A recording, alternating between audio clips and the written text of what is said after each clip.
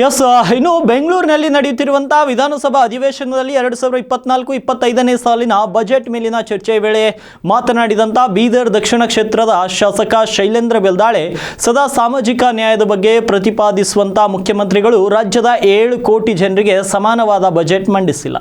ನಾವು ಯಾವುದಾದ್ರೂ ಮಂತ್ರಿಗಳ ಬಳಿ ಹೋಗಿ ಕ್ಷೇತ್ರಕ್ಕೆ ಅನುದಾನವನ್ನು ಬೇಡಿದರೆ ಎಲ್ಲ ಹಣವನ್ನು ಗ್ಯಾರಂಟಿಗಾಗಿ ವ್ಯಯ ಮಾಡಲಾಗಿದೆ ಅಂತ ಹೇಳ್ತಾರೆ. ಹಿಂದುಳಿದ ಬೀದರ್ ಜಿಲ್ಲೆಗೆ ಸಂಪೂರ್ಣವಾಗಿ ಕಡೆಗಣಿಸಲಾಗಿದೆ. ಗಡಿ ಜಿಲ್ಲೆ ಜನರ ನಿರೀಕ್ಷೆಗಳೆಲ್ಲವೂ ಈ ಬಜೆಟ್ನಲ್ಲಿ ಹುಸಿಗೊಳಿಸಲಾಗಿದೆ.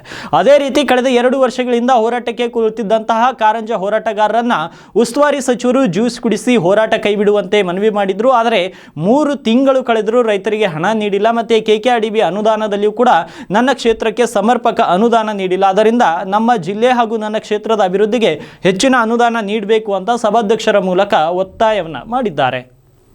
ಯಾವಾಗ ಎದ್ರು ಪ್ರಿಯಾಂಕ್ ಖರ್ಗೆ ಅವರು ಸಿದ್ದರಾಮಯ್ಯನವರು ನಾವು ಬುದ್ಧ ಬಸವ ಅಂಬೇಡ್ಕರ್ ತತ್ವ ಪಾಲನೆ ಮಾಡ್ತೀನಿ ಅಂತಾರೆ. ಎಲ್ಲರಿಗೂ ಸರಿ ನೋಡ್ಬೇಕಂತ ಬುದ್ಧರು ಬಸವಣ್ಣವ್ರು ಹೇಳಿದ್ದಾರೆ. ಒಬ್ಬರಿಗೆ ಒಂದ್ ಕಣ್ಣಿಗೆ ಸುಣ್ಣ ಒಂದ್ ಕಣ್ಣಿಗೆ ಬೆಣ್ಣೀರು ನೋಡ್ತಾ ಇದ್ದಾರೆ. ಈ KKRDB ಅನುದಾನದಲ್ಲಿ ಕಲ್ಯಾಣ ಪತ್ರ ನಮಗ್ ಬಿಜೆಪಿ ಶಾಸಕರಿಗೆ 11 ಕೋಟಿ, JDS ಶಾಸಕರಿಗೆ 11 ಕೋಟಿ, ಕಾಂಗ್ರೆಸ್ ನಮ್ಮ ಮಿತ್ರರಿಗೆ 34 ಕೋಟಿ. 1:2 ಕೊಡ್ರಿ ಅಧ್ಯಕ್ಷರೇ, 1:3 ಹೋಯ್ತಿದ್ದು. ದಯವಿಟ್ಟು ವಿನಂತಿ ಮಾಡ್ಕೋತೀನಿ ಎಲ್ಲರಿಗೆ, ಆ ಪಾಲನೆ ಮಾಡ್ತಾರ ದೊಡ್ಡ ಮಹಾನ್ ವ್ಯಕ್ತಿಗಳಂದ್ರೆ ಅದ್ರ ಸಮೀಪ ಹೋಗ್ಲಿ ಅಂತ ತಮ್ಮ ಮೂಲಕ ಹೇಳಕ್ ಇಚ್ಛೆ ಪಡ್ತೀನಿ. ಮತ್ತೆ ಮೊನ್ನೆ ನಮ್ಮ ಇಂಡಸ್ಟ್ರಿ ಮಿನಿಸ್ಟರ್ ಇಲ್ಲೇ ಇದ್ದಾರೆ ಸರ್. ಇಂಡಸ್ಟ್ರಿ ಮಿನಿಸ್ಟರ್ ಪಾಟೀಲ್ ರೇ, ಇಂಡಸ್ಟ್ರಿ ಮಿನಿಸ್ಟರ್ ಇಲ್ಲೇ ಇದ್ದಾರೆ ಸರ್. ಮೊನ್ನೆ ಗ್ಲೋಬಲ್ ಇನ್ವೆಸ್ಟ್ಮೆಂಟ್ ಮಾಡಿದ್ರು, ಅತಿ ಸಂತೋಷ. ಸುಮಾರು 10 ಲಕ್ಷ ಕೋಟಿ ರಾಜ್ಯಕ್ಕೆ ಒಂದು ಇನ್ವೆಸ್ಟರ್ ಬಂದ್ರು ಅಧ್ಯಕ್ಷರೇ, ಸರಿ ಇದೆ. ಬಟ್ ನೀವು ಬಜೆಟ್ ಅನ್ನೋದ್ರಲ್ಲಿ ಇದಕ್ಕೆ ರೈತರಿಗೆ ಬೆಂಗಳೂರು ಸುತ್ತಮುತ್ತ ಸಾವಿರಾರು ಕೋಟಿ ನೀವು ಅಕ್ವಿಷನ್ ಮಾಡ್ತಾ ಇದ್ರಿ. ಅವ್ರಿಗೆ ಪೇಮೆಂಟ್ ಎಲ್ಲಿಂದ ಕೊಡ್ತೀರಿ? ಬಜೆಟ್ ಅಲ್ಲಿ ಆ ಡಿಪಾರ್ಟ್ಮೆಂಟ್ ಒಂದು ನಯ ಪೈಸೆ ಕೂಡ ಸಿದ್ದರಾಮಯ್ಯ ಕೊಟ್ಟಿಲ್ಲ. ಸಾಕಷ್ಟು ಜಮೀನು ಸುತ್ತಮುತ್ತ ಹೋಗಿದೆ. ಈ ಮತ್ತೆ ಹೊಸ ಏರ್ಪೋರ್ಟ್ ಮಾಡ್ತಾ ಇಲ್ಲತ್ತೀರಿ, ಹಣ ಎಲ್ಲಿಂದ ತರ್ತೀರಿ? ಈ ಆಯೋಗದಾಗ ಇಂಡಸ್ಟ್ರಿ ಪಾರ್ಟಿ ಒಂದು ನಯ ಪೈಸೆ ಕೊಟ್ಟಿಲ್ಲ ನಾನು ನೋಡಿದ ಪ್ರಕಾರ. ಎಲ್ಲಿಂದ ತರ್ತೀರಿ? ರೈತರಿಗೆ ಕಂಪೆನ್ಸೇಷನ್ ಎಲ್ಲಿಂದ ಕೊಡ್ತೀರಿ? ಇದನ್ನ ಸ್ಪಷ್ಟನೆ ಮಾಡಿಲ್ಲ ಅಧ್ಯಕ್ಷರೇ ಈ ಡಿಪಾರ್ಟ್ಮೆಂಟ್ ಬಗ್ಗೆ. ಮತ್ತೆ ಯಾರು ಅಕ್ವಿಷನ್ ಮಾಡ್ತೀರಿ ಆ ರೈತರ ಕುಟುಂಬಕ್ಕೆ ಜಾಬ್ ಗ್ಯಾರಂಟಿ ಕೊಡಬೇಕು ಅಧ್ಯಕ್ಷರೇ. ಈಗ ಮೊನ್ನೆ ಕಂಪ್ಲಿ ಶಾಸಕ ಗಣೇಶ್ ಅವರು ಹೇಳಿದ್ರು, ಹೊರಗಿನವ್ರಿಗೆ ತಂದು ನೀವು ಜಾಬ್ ಕೊಡ್ತೀರಿ, ಆ ಕುಟುಂಬ ಕೊಡ್ಬೇಕಲ್ಲ ಅಧ್ಯಕ್ಷರೇ. ಅವ್ರ ಸಂಬಂಧಪಟ್ಟ ಸ್ಕಿಲ್ ಅವ್ನು ಏನ್ ಓದಿರ್ತಾನೆ ಅದ್ರ ಬಗ್ಗೆ ಜಾಬ್ ಕೊಡ್ರಿ. 50% ಇಂಡಸ್ಟ್ರಿ ಮಿನಿಸ್ಟರ್ ಒಂದು ಲೆಟರ್ ಹಾಕ್ಬೇಕು ತಮ್ಮ ಮೂಲಕ.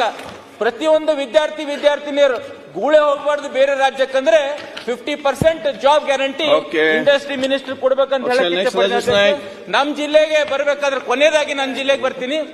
ಮೊನ್ನೆ ಕಾರಂಜ ಜಲಾಶಯ ಬೆಳಗಾವದಲ್ಲಿ ತಾವು 0 ಅವರಲ್ಲಿ ಟೈಮ್ ಕೊಟ್ಟಿದ್ರಿ. 3-4 ಜನ ರೈತರು ವಿಷಯ ತಗೊಂಡಿದ್ರು ಅಧ್ಯಕ್ಷರೇ. ತಗೊಂಡಾಗ ಕೂಡ ಮಾನ್ಯ ಉಸ್ತುವಾರಿ ಸಚಿವರು ಇಲ್ಲೇ ನಮ್ದು DK ಶಿವಕುಮಾರ್ CM ಅವರು ಮೀಟಿಂಗ್ ಮಾಡಿದ್ರು. ಆಮೇಲೆ ಬೀದರ್ ಹೋದ ತಕ್ಷಣ ನಮ್ಮ ಉಸ್ತುವಾರಿ ಸಚಿವರು ಅವ್ರಿಗೆಲ್ಲರೂ ಜ್ಯೂಸ್ ಕುಡಿಸಿ ಅದೊಂದು 2 ವರ್ಷದಿಂದ ಏನು ಉಪವಾಸ ಕೊಡ್ತಾ ಇದ್ರು ಅವ್ರು ಅಂತ್ಯ ಮಾಡಿದ್ರು. ನಾವೊಂದು ಇವತ್ತು ಜ್ಯೂಸ್ ಕುಡ್ಸ್ಯಾರ, ನಾಳೆ ಒಂದು ಹೈ ಪವರ್ ಕಮಿಟಿ ಆಗ್ತದೆ, ಟೆಕ್ನಿಕಲ್ ಕಮಿಟಿ ಆಗ್ತದೆ. ಬಹಳ ನಮ್ಮ ರೈತರು, ನನ್ನ ವಿಧಾನಸಭಾ ಕ್ಷೇತ್ರ ರೈತರು ಬಹಳ ಖುಷಿಯಾಗಿದ್ರು ಅಧ್ಯಕ್ಷರೇ. ಬಟ್ ಆಗೀಗ 2-3 ತಿಂಗಳಾಯ್ತು, ಇನ್ನ ಟೆಕ್ನಿಕಲ್ ಕಮಿಟಿ ಇನ್ನ ಆಗಿಲ್ಲ. ಅದು ಎಲ್ಲಿ ನಿಂತಿದೆ ತಮ್ಮ ಮೂಲಕ ನಾನು ಹೇಳಕ್ ಇಚ್ಛೆ ಪಡ್ತೀನಿ DK ಶಿವಕುಮಾರ್ ಅವರಿಗೆ ಮತ್ತೆ ನಮ್ಮ ಉಸ್ತುವಾರಿ ಸಚಿವರವರಿಗೆ, ಆದಷ್ಟು ಬೇಗ ಟೆಕ್ನಿಕಲ್ ಕಮಿಟಿ ಬೇಗನೆ ರಚನೆ ಮಾಡಿ ಪರಿಹಾರ ವಿತರಣೆ ನಮ್ಮ ರೈತರಿಗೆ ಕೊಡಬೇಕಂತ ನಾನು ಹೇಳಕ್ ಇಚ್ಛೆ ಪಡ್ತೀನಿ ಅಧ್ಯಕ್ಷರೇ.